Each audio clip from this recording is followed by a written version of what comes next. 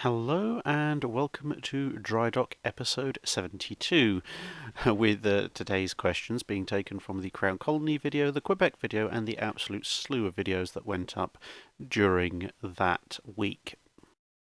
And so a little bit of channel admin first. Something that I thought you might want to know is that some of you may be aware of a website called the Dreadnought Project, which is run by a couple of pretty good and very nice naval historians. It's a somewhat different focus from what you might think of as a traditional quote-unquote naval website. So it's less about the battles and the ships, and more about the men and the operational equipment, etc. It's definitely worth a look, and it's certainly a resource that I've used for some research of my own at various points. Now, the reason I'm mentioning all of this to you is that recently, a number of photo albums and such from the early 20th century, obviously with a naval focus, have come up for sale. And this has obviously then hazarded the risk of these unique photos being taken out of public circulation into private collections, and thus what they can teach us and what they can inform us about the historical context risks being lost.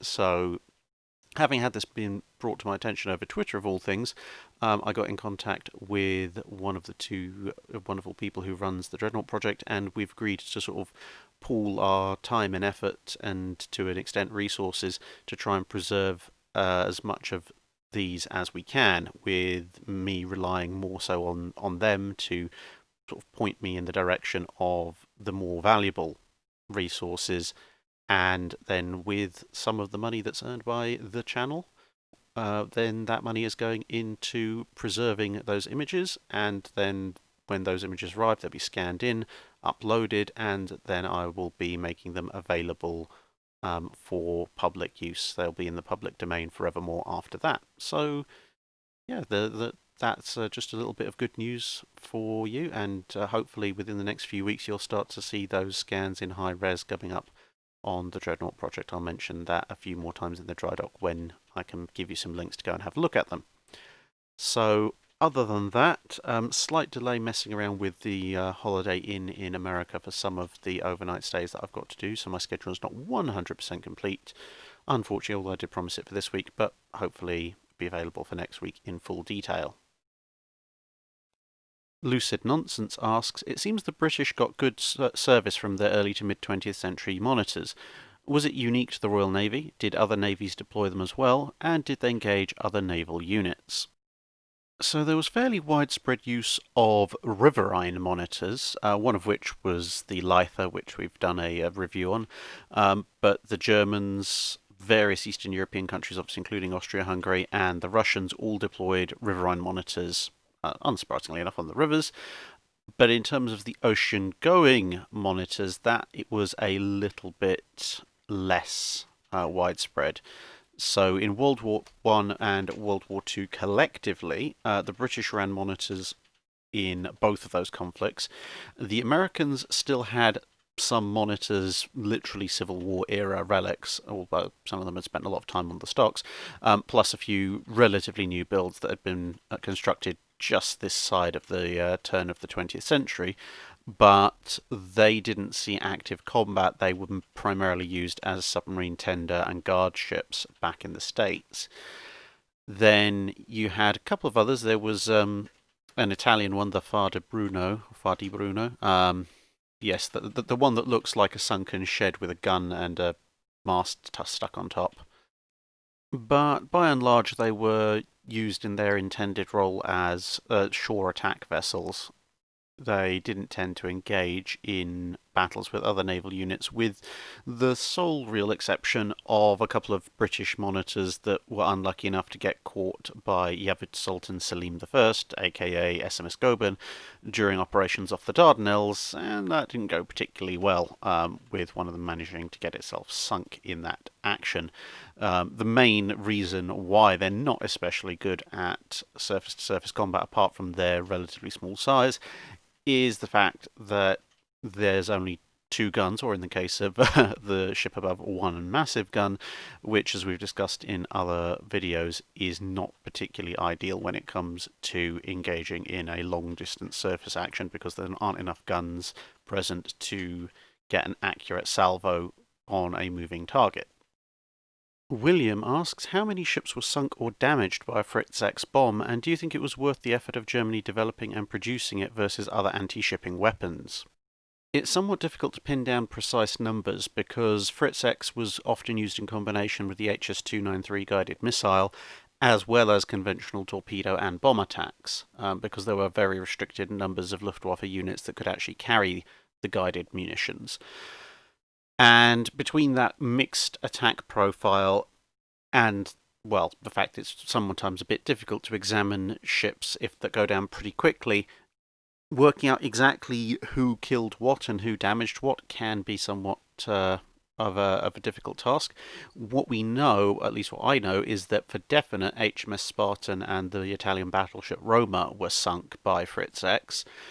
Then there's a whole lot of question marks as to a number of transport ships and other non-warships as to whether or not they were hit by Fritz X, HS-293, or bombs or torpedoes, or a combination of any of or all of the above.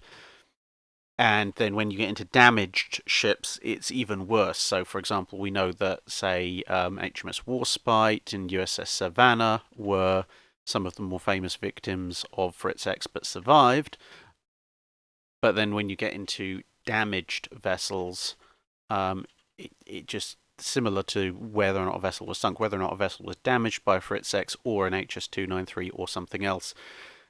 Again, there's a fair bit of margin for error, so I wouldn't necessarily want to say straight off the bat. However, what I would note, and as one of the commentators in the video also noted, is that Bismarck, aka Military Aviation History, has done a relatively lengthy video on both Fritz X and HS-293, which is entitled German Guided Weapons, Facts, Myths and Common Perceptions, and has Fritz X and HS-293 in the title as well. So if you want to look a little bit more into detail on that, I suggest watching that video. As for my personal opinion as to whether it was worth the effort of developing and producing it, well, if you take the two in combination, I think it probably was actually. Fritz X was a lot more vulnerable, as were the planes that were launching it. And at the end of the day, obviously it was a little bit too little too late, and the fact that you required specialist aircraft and specialist crews to launch either guided weapon did put it into a bit of a niche. But at the same time, well, not to put too fine a point on it, but in the mid to late war, the Allies had a decided material advantage in terms of sheer numbers of ships, if nothing else. Plus, the effectiveness of anti-aircraft weapons was improving dramatically, whereas the profiles of torpedo bombing runs and dive bombing runs had not advanced that dramatically, which was swinging an advantage in favour of defence. So the Germans definitely did need some other form of weapon that could allow kind of a standoff attack. So from that perspective, it was definitely worth doing, and it did prove the concept. It basically comes down to, again, it's like short of a Death Star laser or something, Germany wasn't going to be winning World War II. So objectively, in its mission profile of stopping the Allied ships getting too close to German-held coastlines, obviously it did fail. But especially with the HS-293, which I tend to favour as somewhat more effective than Fritz X, it's difficult to see in terms of air-launched weapons what else they could have tried, short of maybe an air-launched, rocket-propelled torpedo missile, a bit like the much later Ikara unit. Luke Dogwalker asks, the steam-driven US standard battleships were all designed to have the same top speed to make it easier to maneuver as a group, but in the post-war era of geared gas turbine and diesel propulsion, this seems to be less of a priority. Is this because modern ships can more accurately and reliably regulate their speed, or could pre-war steam-driven ships do this just as well? So in part, it's because there is a bit more fine control over ship speeds using modern propulsion units, but to be honest, the larger aspect of it is that ships' roles and speeds have diversified greatly from the standard class era. So back then, the main unit of the battle fleet was the battleship, and so having all your battleships able to maintain a single speed is obviously beneficial. However, these days, ships have so many different roles that actually require their efficiency at very different speeds. And this is why you don't see many fleets going with sort of, well, all of our ships must be able to reach 30 knots or 33 knots or whatever. For example, with carriers, if you are going to be running around with a carrier, you need to have a relatively high top speed to be able to operate aircraft effectively. And ideally, you want a little bit of extra power on tap for if you really need to move, or if for whatever reason circumstances dictate that maybe there's little wind or contrary wind and you can't turn into the wind for some reason, and so you might need that little bit of an extra boost. But generally speaking, you want a very fast carrier. Now, of course, if you're going to design a ship to be a carrier escort, then you need to design that ship to be able to keep up with the carrier. So let's say anti-aircraft warfare destroyers are a good candidate for that in navies with carriers. Obviously, in navies without carriers, they tend to be the central ship.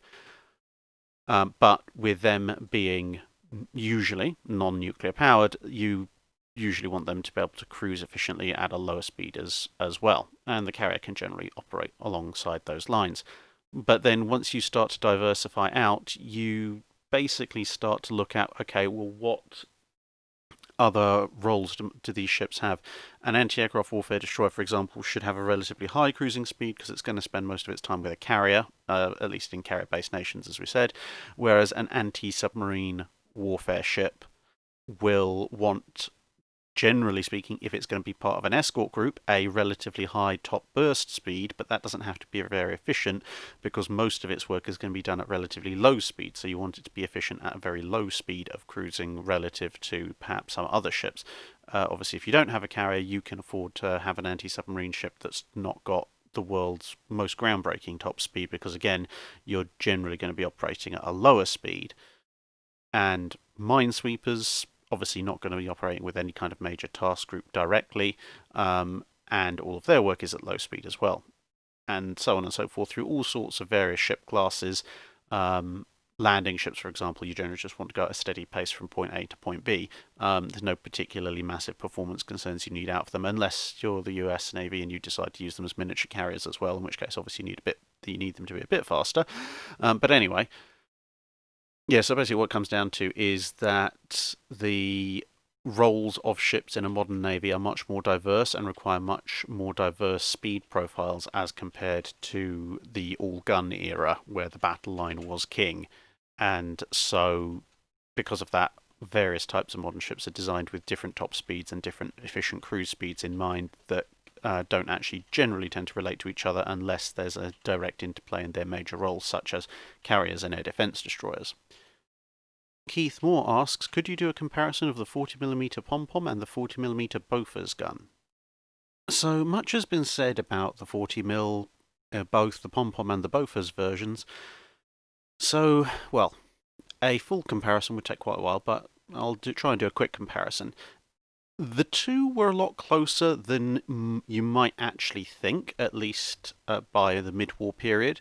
The pom-pom, the British or two-pounder quick-firing gun, was a much older design. It's about, depending on what exactly you count as the first iteration, etc., it was between 5 and 10 years older than the Bofors 40mm.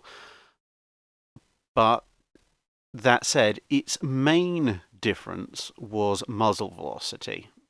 as you might appreciate looking at various pictures of the two, the pom-pom was a shorter barrel weapon than the Bofors, and that translated to considerably lower muzzle velocity, although there was a high velocity version and conversion kits for the older ones produced later on, by the early part of the war, actually, in the sort of the late 30s and early 40s. But anyway, even with that, the Bofors still had a considerable muzzle velocity advantage, which obviously translates into a range advantage and also translates into, at the same range, the shells will arrive faster. Outside of that, they're both 40mm guns, so shell weight, etc., is pretty much similar. And the Bofors, at least initially, tended to come in twin and quad mounts, and the pom-pom tended to come in quad and octuple mounts. So there were generally, for a given installation, more pom-pom barrels than there were Bofors barrels. The US Navy actually considered the pom-pom for use on US Navy ships in the early part of the 1940s, and it came relatively close, but a couple of issues with ammunition charge incompatibility and the advantages of the Bofors meant that the Bofors was selected. So it wasn't that the performance gap was absolutely massive when both weapons were working properly, but it must be said that the Bofors was considered a superior weapon, obviously, by the US Navy, which chose it. And also, when you're talking about maneuvering targets that want to stay alive, the Royal Navy as well eventually decided that, on average, you needed two pom-pom barrels to match the output of, to match the lethality of a Bofors, although against targets such as kamikazes and other near-on suicidal close-range tactics like low-release dive bombing, they were rated at about equal levels of performance. And obviously both types of 40mm got significantly boosted when radar-directed firing and more advanced fire control systems came into play. Now, aside from muzzle velocity, let's consider some of the other advantages and disadvantages quickly. The pom-pom was overall lighter. A quad pom-pom mount weighed about 2 tons less, around 8 tons, compared to a quad Bofors, which was 10 to 11 tons. For a typical engagement, a pom-pom actually had a slightly higher rate of fire, because although the theoretical rate of fire of a Bofors was slightly higher than that of a pom-pom, albeit not by much, the pom-pom had a significantly larger magazine, whereas the Bofors had a relatively small magazine to start with, but you could feed 4-round clips into it, into the top while it was firing. So you didn't have to stop to replace the magazine entirely, but those changeovers and the supply did mean that its overall rate of fire came down in practice to just under that of the pom-pom. And with the significantly extended magazine, the pom-pom could continue to fire without reload for over a minute. And to be honest, if you're firing continuously for over a minute, something's probably gone horribly wrong at that point in terms of how many aircraft are attacking you, so there would be time to reload. So the swings and roundabouts there. Instantaneous rate of fire over a typical attack period, the pom-pom would have the advantage. But on the other hand, if you're there is going to have to be a break at some point for you to reload, whereas with the Bofors you can keep firing, albeit at a slightly reduced rate. The other main advantage for the pom-pom was that for significant periods of the war, it was of the two, it was the only one available in an octuple mount, which allowed it to lay down quite the withering curtain of fire, compared to the single twin and quad mounts that were more typical of the Bofors. But that's a relatively qualitative measure. The Bofors, of course, had the advantage, as we said, of the range and velocity. And in the early part of the war, it had the advantage of much more reliable ammunition and also tracer ammunition, both of which the pom-pom lacked going into the war. The pom-pom ammunition itself tended to operate fine as long as you were operating in the North Sea, the Mediterranean, or the Atlantic, but tended to degrade in high heat conditions such as the tropics, and that combined with the fire control system and the radar also failing in tropical conditions, plus the lack of tracer, was a significant contributor to the ineffectiveness of many of the pom-pom weapons aboard Repulse and Prince of Wales during the sinking of Force Z. but the ammunition issues and trace around availability were remedied with the pom-pom, so that's not a fault of the gun so much as a fault of the ammunition choices.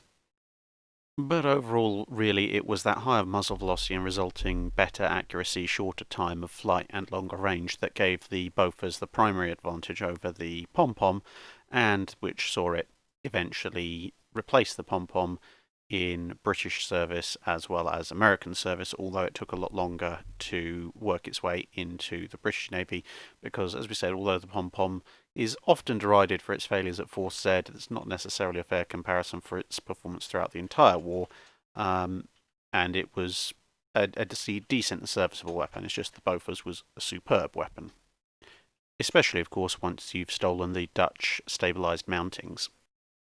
Gunter Kurtz asks about the Congo class once they'd been rebuilt. Given the generally sceptical attitude towards air power at the time, and without 2020 hindsight, was spending so many resources rebuilding those vessels to be simply screen penetrators a solid idea? So what he's referring to is the Japanese tactics as they envisaged them for the decisive battle, which was that the rebuilt Congos would split into two divisions of 2 ships apiece, and they, along with heavy cruisers, would punch through American fleet screens at night, and that would open up the way for both the heavy cruisers as well as light cruisers and destroyers to come in and launch repeated torpedo salvo attacks at the centre of the American line, thus hopefully damaging, destroying, and otherwise crippling the main strength of the American battle line before the decisive daytime battle. And during the decisive daytime battle, prior to the integration of the Yamato class into the plans, the Japanese consider that to consist of the Issei, Fuso, and Nagato classes. They did not rank the Congos in their battle line plans, except by lucky coincidence of them surviving, as a sort of a footnote to it all. So with all that in mind, and as you say, without looking back with the 2020 benefit of hindsight, it's not necessarily a terrible plan. I mean, the idea of taking the Imperial Japanese Navy up against the American Navy in the first place was probably not the wisest or most well thought out of ideas, but if you're going to do that, and you're in the situation that the Japanese Navy are in, it's not actually the worst idea because you have to reduce the American battle line. If you go in with 6 battleships and 4 rebuilt battle cruisers, then if you're going up against 15 Americans, or near enough as makes no difference, you're going to have a bit of a problem. So this is where this whole night attack doctrine developed. And when you're looking at it at the time it was developed in the early 30s and the late 1920s to an extent, it did make sense. The lessons that were available at the time, you could look at the various battles of Heligoland Bight and even the Battle of Jutland for that matter, and those real-life instances showed that, yeah, battle cruisers, which is effectively what the Congos still were very, very effective at blasting straight through enemy cruiser screens, and when they were supported by their own cruisers, also disposing quite handily of destroyers, which was what the Japanese doctrine needed to do in order to deliver their lighter ships into torpedo range of the American battleships. Jutland, especially with the circumstances of the night engagement, showed that in a night action, capital ships could still be very lethal against smaller ships, not least of which because you tended not to see them coming for obvious reasons, at which point close range, much, much more accurate heavy gunfire tended to 1 or 2 shot destroyers and could cripple cruisers incredibly quickly.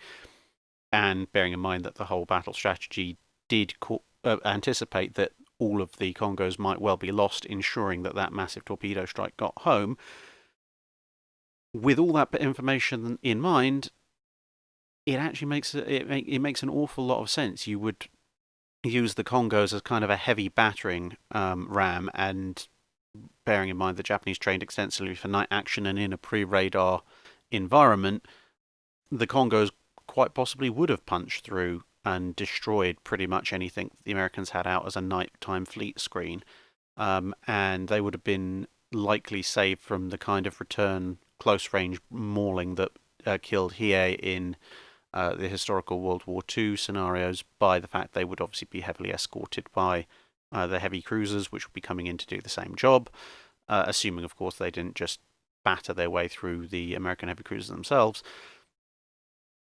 Whether or not they would have lasted long enough getting close enough through the inner fleet screen against fire from the American battleships is neither here nor there, because that obviously decisive action pre-radar, etc., never came about. It might be an interesting one to wargame, though, at some point. So yeah, for what they knew, it made sense. Obviously, for what actually happened in terms of technological and tactical developments between then and World War II, it ended up not making quite as much sense because the decisive battle never happened. Cobra 51 asks, how were torpedo launchers on destroyers and cruisers aimed? Did they have some kind of fire control director? Were all the tubes launched at the same time, or were they ripple fired? So yes, each torpedo system did actually have fire control directors. I mean, obviously they were a little bit simpler because torpedoes, although they're moving in the 3D environment of the ocean, their movement is a little bit more predictable and two-dimensional.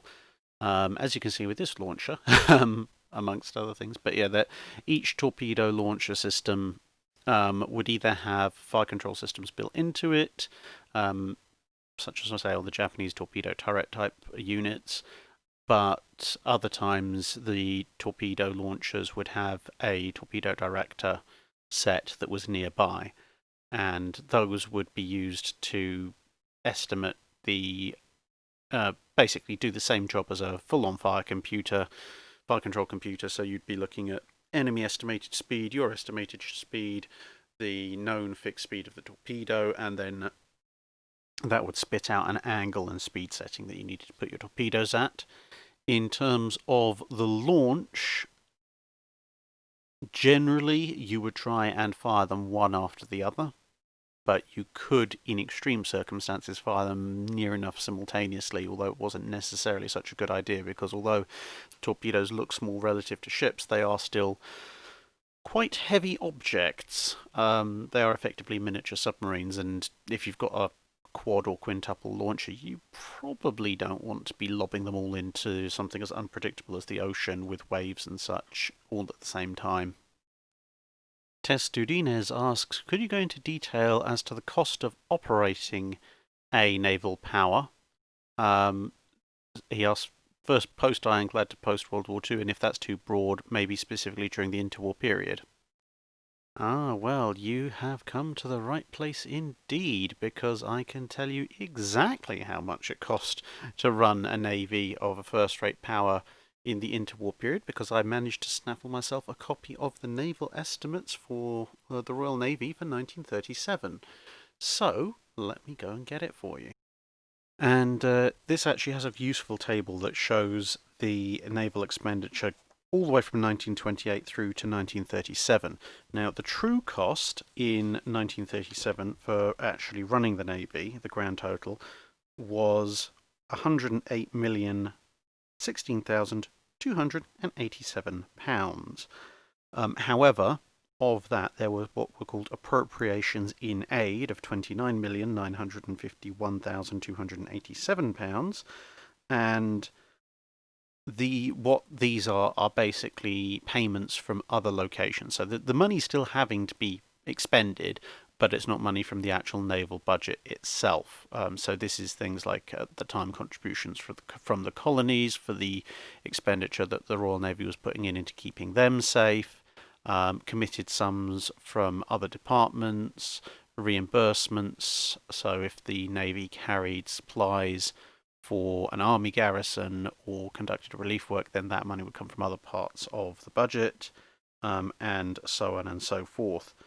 Now, 1937 and, well, 1936 as well are a little bit higher than average. So if we go over the page to the table that shows 1928 through to 1937, we can see that on average, the total expenditure for the Royal Navy in the interwar period, certainly from 28 onwards, averaged at around about the high 50s. I mean, it did drop, say, 1932 was at its lowest, £50,164,453, and prior to 1935, the highest expenditure had actually been right at the beginning in 1928 when it was £57,139,146.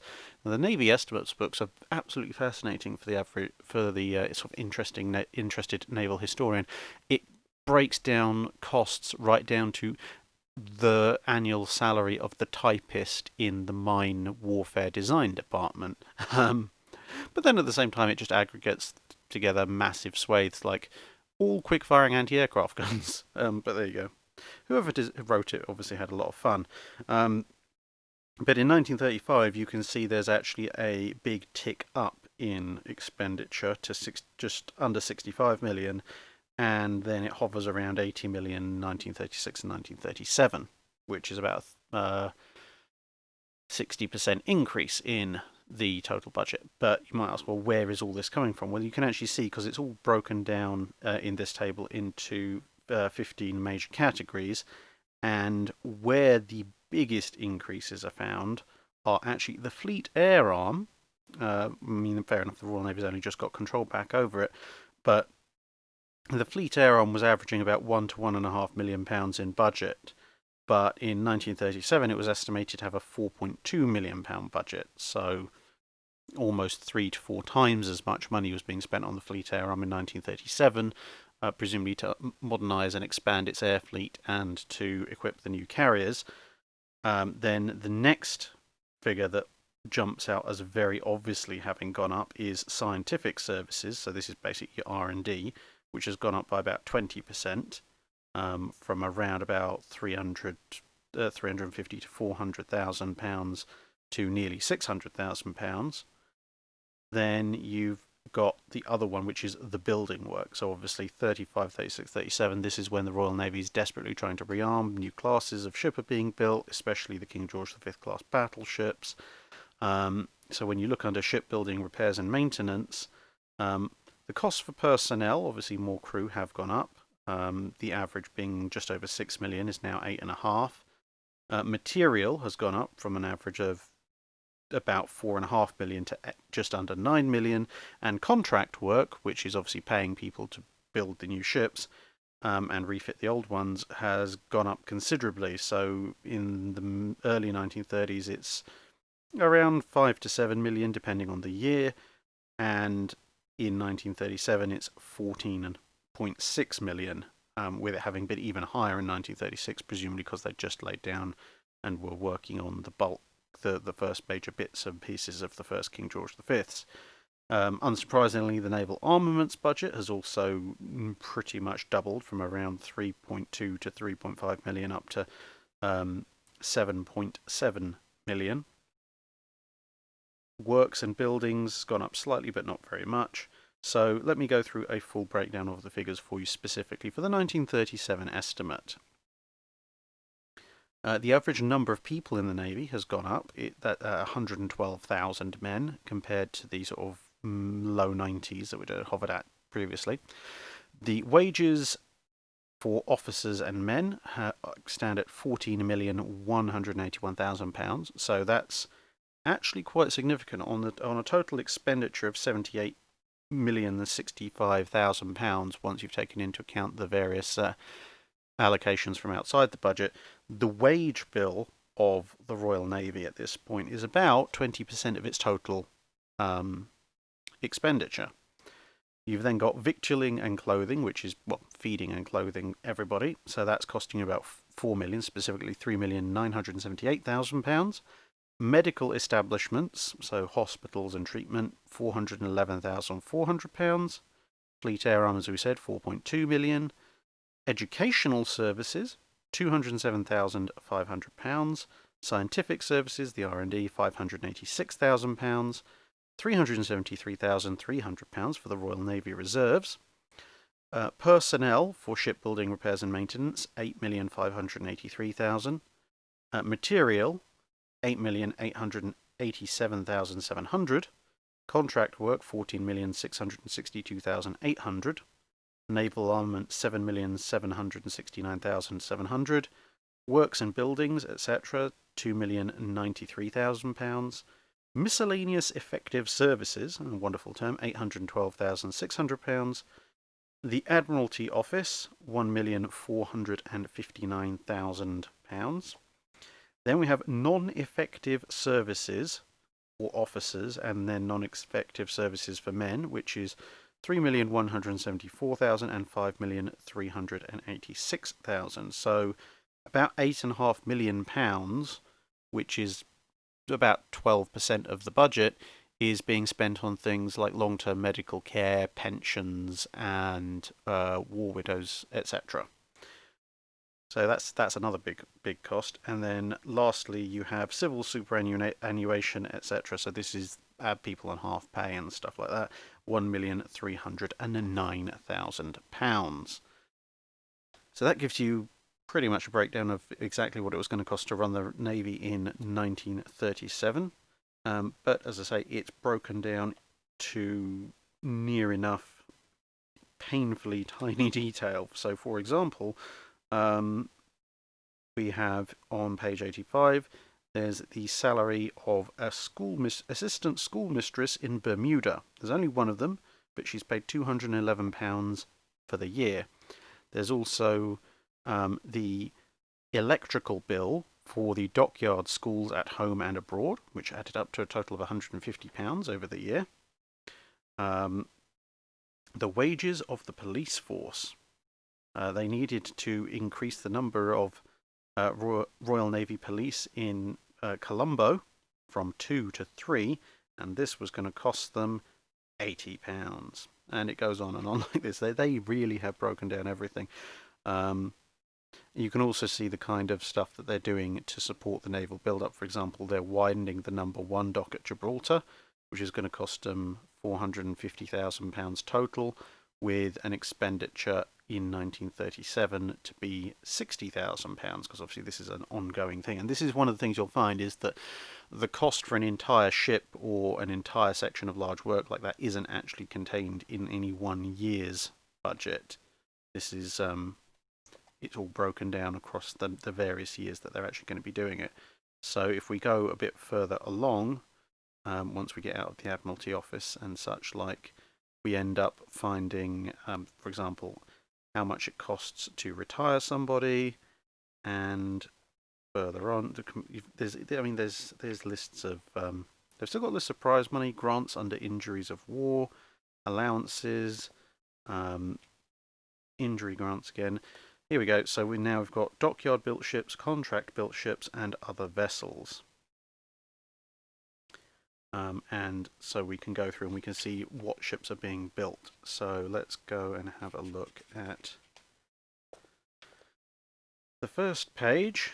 We have HMS Birmingham, a cruiser, which is being under construction at this point. It's a 9,000-ton cruiser, town class, and it's been being built since 1935. And the estimated expenditure in 1937 for Birmingham is £118,400 for labour, £105,500 for materials, and the cost goes on. So it's costing them quite a bit at this point. So yeah, this is the level of detail it all goes down into. So if we take a look at another cruiser. So this is HMS Sirius. This is a Dido class light cruiser that is costing the Royal Navy this year a total of £296,304. The vast majority of which, again, is dockyard work, labour and materials. They've got submarines building, minesweepers, and so on and so forth.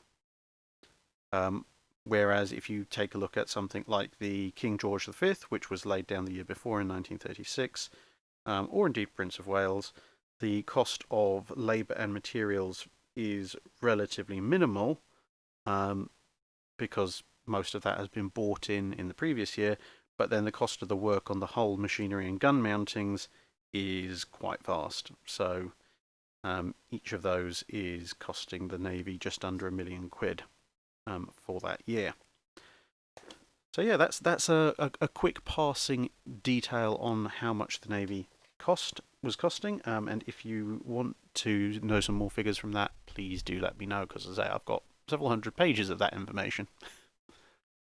Brad asks, with the rapid changes in technology in the late 1800s, who was responsible for the implementation and care of these newfangled machines? Was it military contractors, specially trained sailors, officers eager to embrace new technologies, or a mixture of all of the above? So, in a way, it was a mixture of all of them, and in another way, there wasn't really so much a mixture as one generic pool. And I say that because there was an awful lot of cross-fertilization of ideas, expertise, and people between the Navy and the private sector in the latter part of the 19th century. I mean, this had always gone on to a certain degree, but especially in this period of technological change, in places like the UK, which was on the leading edge of it, you would often find that certain ideas, like say the Coles turret, was the idea of an officer, and the implementation of a new technology that was coming from a private shipyard, you'd very often find that the designer or the chief technician or whatever was a former Navy officer. Indeed, quite a lot of the innovations in the 19th century came about from Navy officers who had temporarily retired from the service, gone to work in the private industry, invented or come up with some new kind of technology, and then after a few years had gone back into naval service anyway. So, although there were some specific civilian-only contractors and designers, it was actually relatively rare that a private firm like Armstrong or Vickers or Harland and Wolff or whoever would actually have a majority of purely civilian experts and designers. Quite often, large portions of their workforce would either be Navy seconded, ex-Navy, or people who had naval experience in the family. So there was a huge overlap there. And that meant quite often that when a new technology was implemented, the Navy already had that inbuilt expertise in how to use it, at least in sections of it, and they could disseminate that across to other parts of the Navy. There was also an educational program within the Navy, various officer training schools and such, and officers would both be trained there early on before they went to sea, but also they'd cycle through there in their later lives in between commands and such to pick up on the new techniques that were being implemented on ships that they would go on to command later on. The slightly weird thing about it was that in some ways you could almost custom build crews, because with technology changing so rapidly, it would be very difficult to find a homogeneous fleet-sized formation and say, right, everyone in this fleet needs to know how to operate this kind of technology, because you might have, in the 1870s, a mixture of broadside battery ironclads, central battery ironclads, turret ironclads, some with masts, some without masts, and maybe the occasional hint of a barbette ship. So, and even within those ships, you might be looking at, say, 3 different turreted ships, and say one might have sails, one might not have sails, one might have very heavy guns, monstrously heavy guns, another might have much lighter guns. The technology of the turrets themselves might be different. You might have a breech loader, you might have a muzzle loading gun. And so with these numerous smaller classes of ship, you'd end up with sort of a small core of knowledge that could be relatively easy passed on with natural turnover of the crew, that was only really applicable for that little block. And it was only when you started to see towards the end of the Ironclad era, with things like the Royal Sovereign class and then into the true pre-dreadnought era with the Majestic class, that there was actually a large commonality of parts and equipment across the entire Navy, and that's when things had to get a bit more formal and a bit more organised in terms of technological implementation. But it also meant at the same time that although technology was being refined, the general principles of technology became a lot more common. So, for example, once you had the barbette and then the fully armoured barbette, or what we would call in the 20th century a turret, how that worked didn't really change that much except for in scale. So you could expect a person who'd been trained on how to operate, say, a 12-inch gun on one ship to operate a 13.5-inch gun on another ship, or a 12-inch gun with a slightly longer barrel on another ship, because it would all be fairly similar, as opposed to maybe 10 years before that, where, as we said, you might have a 16.5-inch muzzle loading gun on one ship and a 9-inch breech loader on another in completely different types of mountings. George Crabb asks, were submarine guns affected by being submerged in salt water? So yes, they certainly had the ability to be affected by salt water, but as a result, you tended to find that a lot of naval guns that were designed for submarine service specifically had additional features to prevent that. So they'd obviously plug the barrels before they submerged, which was a fairly important thing to do on any ship, but especially in submarines. So those had to be especially strong because they had to withstand the pressure. But also, you would tend to find that a lot of the fittings and the barrels themselves would be plated with either nickel or zinc, and where possible, components would be made of stainless steel. And this was a mixture of obviously trying to make sure the things wouldn't rust in the first place, but stainless steel is not suitable for all parts of a gun working mechanism or indeed the barrel itself. So where that wasn't possible, you'd make sure to have either a lot of paint on it and or these sacrificial zinc and nickel plates, which would either resist the corrosion or would corrode first and could then be replaced. If you didn't do this properly, say you forgot to replace the sacrificial zinc coating or anode, or you didn't plug the barrel properly, or any number of things, you could end up with a gun that was completely non-functional when you really badly needed it. And so there was a lot of different measures that could be taken to secure such guns.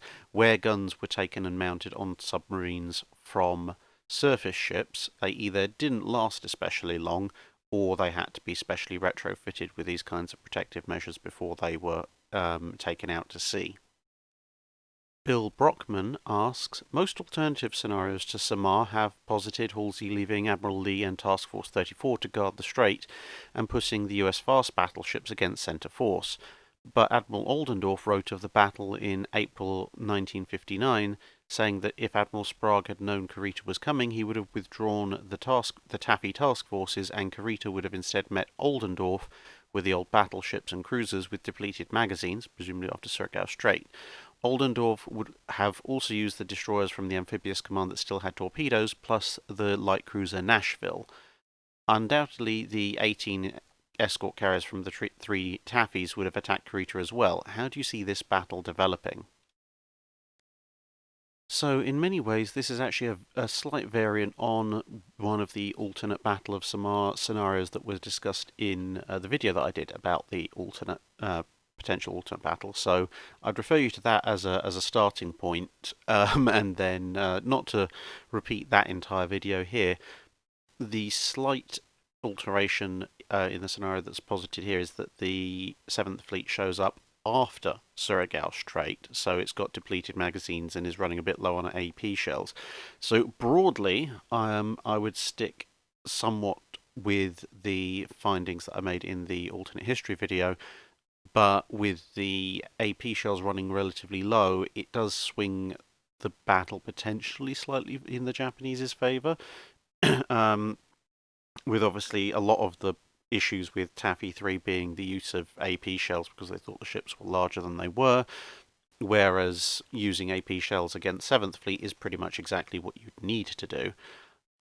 So broadly speaking, it's still 6v4 in battleship terms, and in overall escort terms, if you combine cruisers and destroyers, the US would have a significant advantage, plus of course the air cover you mentioned from the task forces if they're notified in advance, which means that unlike the kind of somewhat piecemeal and gradually building attacks that happened in the historical Battle of Samar, you'd end up with somewhat more coordinated attacks from the start and probably wielding as many actual anti-shipping weapons as they had, as opposed again to whatever happened to be on hand at the time when they got the call to scramble. The one wrinkle in this is that obviously with the depleted armor-piercing shell counts in their magazines, the US battleships are on significantly more of a time limit to cripple or destroy the larger Japanese units before they run out of ammunition, and then the Japanese units obviously have a significant advantage because, well, one side has shells that can penetrate the other's armor, and once you're out of AP ammo on the American side, they don't. Although that's not to say it would be they being entirely toothless, because, well, HE salvos will still do quite the number to the upper works and such like, but they're going to be less effective than the AP rounds. So as per the prior reference video, it could go either way. The US overall has a stronger chance of holding off the Japanese, even if they lose the straight-up battleship fight because of the sheer number of particularly destroyers that they have, which means that sort of mass torpedo attacks and Johnston-Hoel style last stands are probably going to do quite the number to the Japanese escort units, at which point their own battleships are vulnerable. But it could go from anything from pretty bloody, but they managed to protect the landings, to actually a fairly legitimate outright win in a fleet battle, purely based on the variables that you get in this kind of large-scale last-minute engagement. The one thing that you can say is that, short of a minor miracle, it's relatively unlikely that Center Force is going to be able to break through completely to savage the landings. There are scenarios where that could happen, but they're going to be pretty low odds, to be perfectly honest. Admiral Tiberius asks, I know the Petrel has been going on a bit of a spree as of late, finding all manner of sunken ships, but what 5 still lost ships would you like to be found, from, say, the 1750s to the end of World War II? Well, this list does change around a bit for me as I find out more about various ships, and also, obviously, as the Petrel keeps knocking items off of my list that I'd like to have found, but there you go. So, top 5 ships that Petrel hasn't found, I think you'd have to go with Borodino, obviously Admiral Rossesvensky's flagship. Congo, mainly just to complete the set, since all the others have been found. Captain, they know roughly where she is, but haven't managed to identify the wreck entirely. U-47, obviously one of the more successful U-boats. Would be interesting to know what exactly happened to that in the end. And lastly, Ernest Shackleton's Endurance, which somewhere under the Antarctic ice would be quite the challenge to find, if indeed it hasn't been smashed to pieces by an iceberg yet. Mikko Leitner asks, could you give us a short rundown of the naval career of Prince Philip Mountbatten, the Duke of Edinburgh? Okay, well, a brief rundown of the only member of the Royal Navy to later be elevated to godhood in a completely separate incident, which you can look up for yourselves. The then Philip Mountbatten was enrolled as a cadet in 1939 at the Royal Naval College in Dartmouth, and of course, being of Greek origin, he headed back to Greece later in that year. However, as a budding officer in the Royal Navy, he was back in the service within about 6 months, and was assigned as a midshipman to HMS Ramillies, and then HMS Kent and HMS Shropshire, so that's a battleship and 2 county-class heavy cruisers. This initial part of his career could be seen as relatively safe, as Ramillies was escorting Australian military convoys in the Indian Ocean, and Kent and Shropshire were both based in what's now called Sri Lanka, at the time called Ceylon, and obviously during this period Japan wasn't at war with anybody, well, apart from China.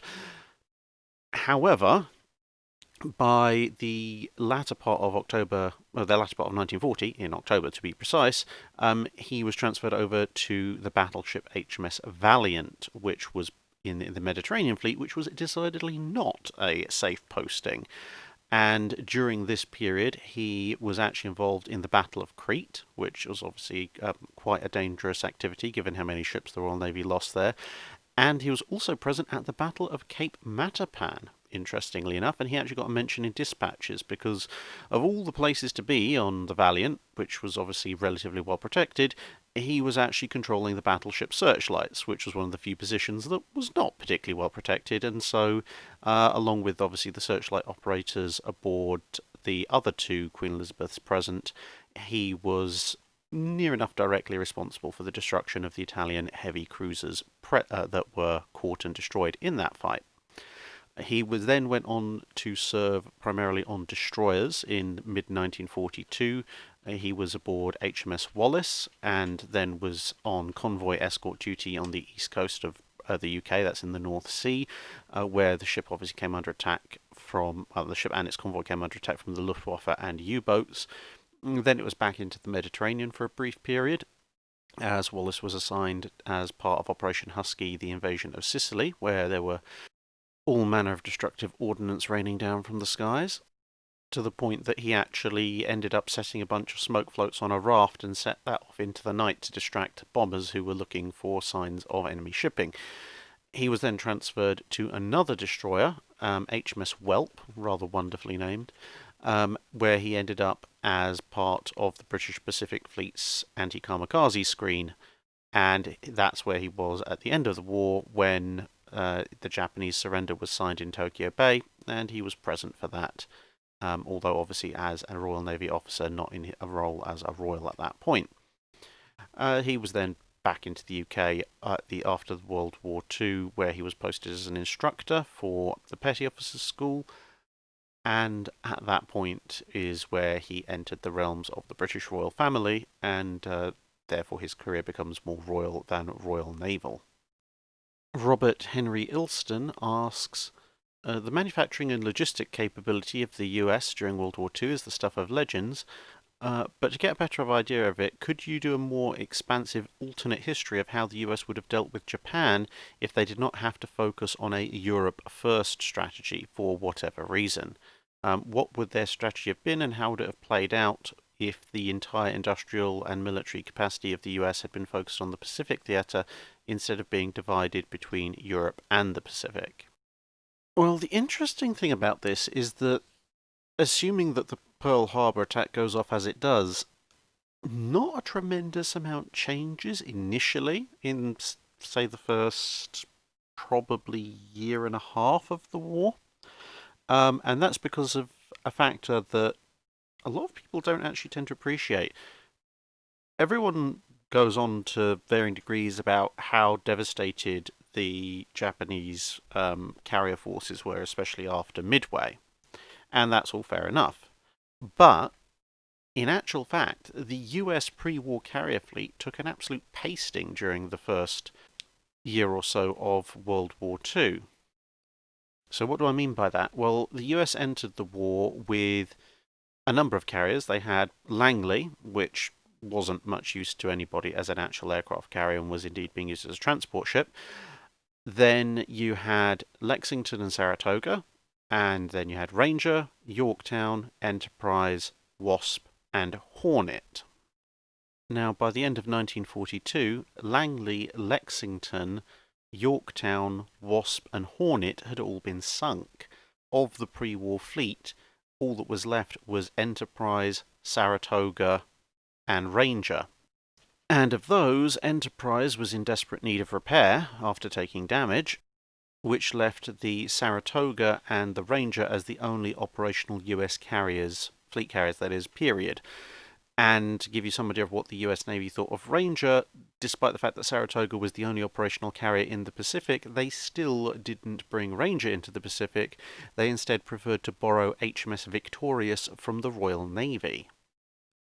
Now, that's not to say the Japanese were in a particularly better state, being that their only operational fleet carrier, kind of the match for Lexington, was Zuikaku, since Shikaku was similar to Enterprise, damaged and in need of repair. But the Japanese also had the sort of light to medium carrier Zuiho, which was still under repair. Hosho was being used as a training carrier. They also had the somewhat questionable Hio class converted liners, and so those were the Junyo and Hio, and they were available to a certain extent with a reasonable size air group, with obviously others coming online. So technically speaking, at the end of 1942, the Japanese actually had more operational carriers and aircraft capacity than the Americans did, which is part of the reason why they've had to borrow Victorious. Now, in 1943, you obviously had Enterprise coming back online, and then more and more of the Essex class, starting with Essex herself, as well as the Independence class converted Cleveland class light cruisers, now aircraft carriers, all coming online. So the number of US carrier hulls built up dramatically in 1943, and then obviously began the steamroller that started in the latter part of that year and would just build until 1945. So it wasn't all doom and gloom. However, when you look at that situation in late 42, early 43, pretty much the only thing the US could have done at that point was bring in Ranger instead of Victorious, assuming they're not involved with war against Germany and therefore the British aren't likely to lend them a carrier. However, as I said, there's a reason they left Ranger out of it, and it's not particularly well protected, it's not particularly fast. You're basically asking for the same thing that happened to Wasp to happen to Ranger, only Ranger's even more vulnerable. So although there were obviously US battleships, cruisers and destroyers assigned to the Atlantic for various purposes during 42 and 43 and onwards, I don't think having them in the Pacific would have made all that much difference, since there wouldn't have been any carriers for them to escort, and until the South Dakotas and Iowas started to come fully online, along with obviously the salvaged and refitted Pearl Harbor survivors or veterans, um, it would have still been a relatively close run thing if they'd tried to go up against a Japanese fleet where that you've got the Yamato and Musashi floating around, and as we said, neither side has much, if any, air cover. So it probably, until mid 1943, doesn't actually affect the historical progress of the Pacific War all that much. The only real major change would be that in late 42 and early 43 there might be a few more cruiser and escort assets present for things like Guadalcanal, which might give the US a few more victories in that aspect of things. But then again, if they're not involved in the war over in Europe, they may not get as much of the technological transfer that they did get from Britain historically, so they may be slightly behind in certain aspects of things, such as certain types of radar, and also one of the major lessons that was learnt from Victorious operating with Saratoga was new and better methods of fighter control, which did play into somewhat into the effectiveness of American fighters and their combat air patrols in 1943 and onwards. So yeah, the main difference you would have seen would have been a slightly larger and even more crushing US fleet showing up in mid to late 1943. But outside of that, probably not a dramatic change, because the vast bulk of the US commitments to the European campaigns came mostly in the form of US Army Air Force aircraft and the US Army itself, both of which factor into the Pacific campaign somewhat less, because the US still had more than enough Army and Marines to make it their Pacific landings, and sort of excursions by ships like USS Massachusetts and USS Washington in the Atlantic field of operations. Obviously, they would be pulled over into the Pacific campaign, but it's by the time the US is deploying the Essex Swarm, whether you have 2 or 3 South Dakotas present, or 1 or 2 of the North Carolinas, or whatever, probably not going to make a fantastic difference. And that brings us to the end of this episode of The Dry Dock. Thank you very much for listening, and I hope to see you again in another video.